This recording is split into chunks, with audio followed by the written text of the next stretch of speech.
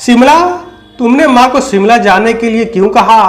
यहीं रखा है फोन, लगा लो माँ को और बोल दो कि शिमला ना जाए। अरे शिमला जाने या ना जाने की बात कहाँ से? कैसा लगेगा माँ को? क्या सोचेंगी वो? अरु ने मुंह फेरते हुए कहा, कैसा लगेगा, क्या सोचेंगी? अरे अपने बड़े बेटे के यहाँ घूम कर आएंगी और क्या, इसमें लगना क्या है और सोचना क्या है? अमर ने कमर पर रखे दोनों हाथों से एक हटाया और मुक्के से अपना सर ठोंकते हुए कहा, ओफो, यही कि तुम उन्हें मुंबई नहीं बुलाना चाहती बल्कि शिमला भेजना चाहती हो। आखिर ऐसा बोलकर तुम करना क्या चाहती हो? सोफे पर बैठी अरु ने टी टेबल के उस पार खड़े अमर की आंखों में आंखें धंसाकर कहा, मैं क्या चाहती हूँ? भला मेरे चाहने या ना चाहने से कुछ होता है?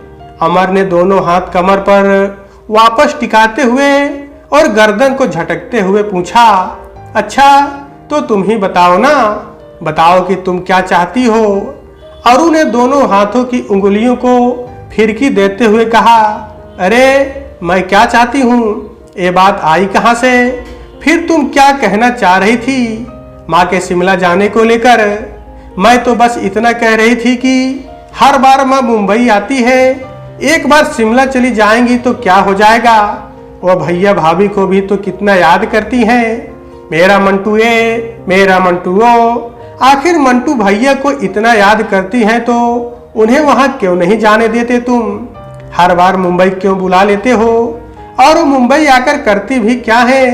सिर्फ यहाँ के ट्रैफिक, यहाँ के प्रदूषण, धूल धक्कड़ और गर्मी की शिकायत। मेरा मतलब परेशान रहती हैं। सारा दिन मैं और तुम बाहर रहते हैं और वो घर पर क्या बोर नहीं होती? शिमला में कम से कम भाभी तो घर पर रहेंगी, तुम उन्हें बुलाकर कैद करके रखना चाहते हो। अंगुली दिखाते हुए और आंखें निकालते हुए अमर ने कहा, देखो अरु, वो मेरी माँ है, मैं जैसे चाहूँगा वैसे रखूँगा। वो मेरे पास खुशी से आती है और खुशी से रहती है, तो रखो ना, सड़ाओ ना उन्हें इस फ्लैट में। मैं कहाँ मना कर रही हूँ? मना नहीं कर रही तो शिमला भेजने की चिंता भी मत करो तुम, समझी ना? कह तो रही हूँ, फोन यहाँ रखा है, लगाओ और बुला लो। दो मुक्केबाज एक दूसरे से बुरी तरह भिड़े हों और तभी घंटी बजाकर पहला राउंड खत्म होने की घोषणा कर दी जाती है। कुछ वैसे ही अरु और अमर का पहला राउंड खत्म करने के लिए डोरबेल स्वतः बज उठी। दोनों ने चौकन्ने होकर दरवाजे की ओर से आई अप्रत्याशित टोक को देखा। अमर दरवाजे के करीब खड़ा था, सो बढ़कर दरवाजा खोल दिया।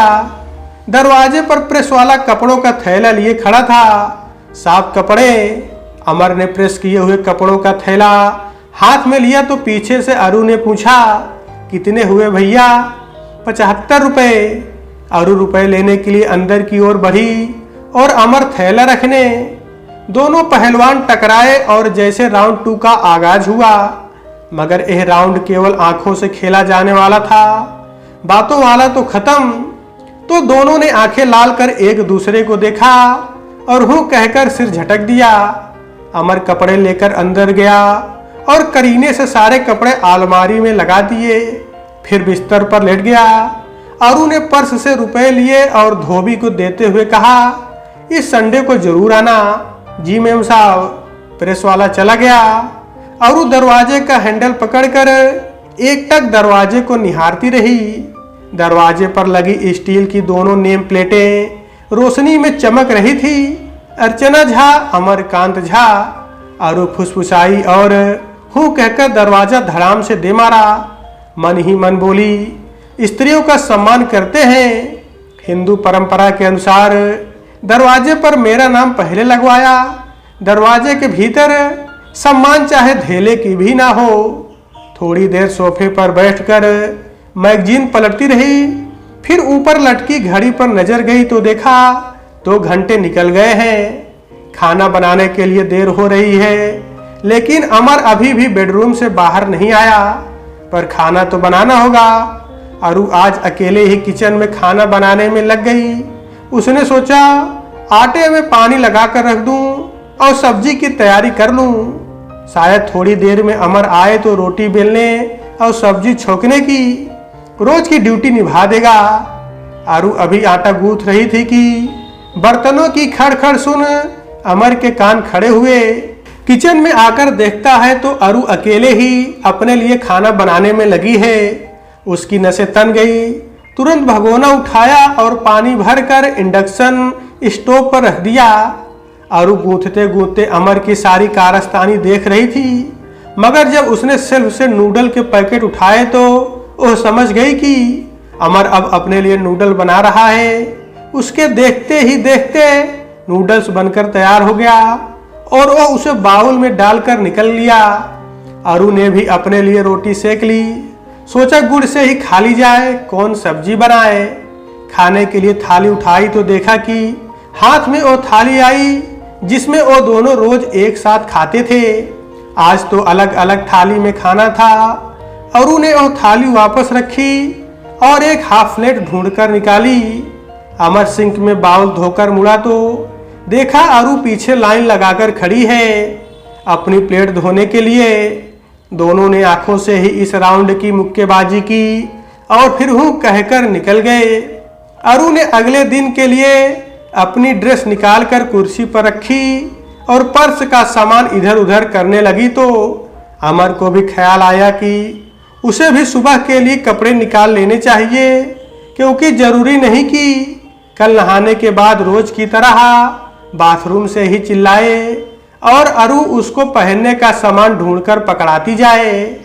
अपने कपड़े रखकर अमर लेट गया तो देखा कि अरू बरामदे की और आधे घर की लाइटें बंद करके लेटने आ गई, मगर किचन की और आधे घर की छोड़ दी। उसने सोचा उफ, एक पागल औरत एक बार में सारी लाइटें बंद नहीं कर सकती, मेरे लिए छोड़ दी। सारी बंद कर देगी तो जैसे कुश्ती हार जाएगी। अरू अपना पैतरा खेल चुकी थी। अमर को बिस्तर से उठना ही पड़ा। सब लाइटें बंद कर जब वह बेडरूम में लौटा तो गजब तमाशा देखा। डबल बेड के अपने हिस्से में अरू सारा लिहाफ ओढ़े सो रही थी। उसके लिए उस इकलौते लिहाफ का कोई कोना तक नहीं छोड़ा था। एक समय था जब दोनों ने बड़े प्रेम से इस घर की बुनियाद रखी थी।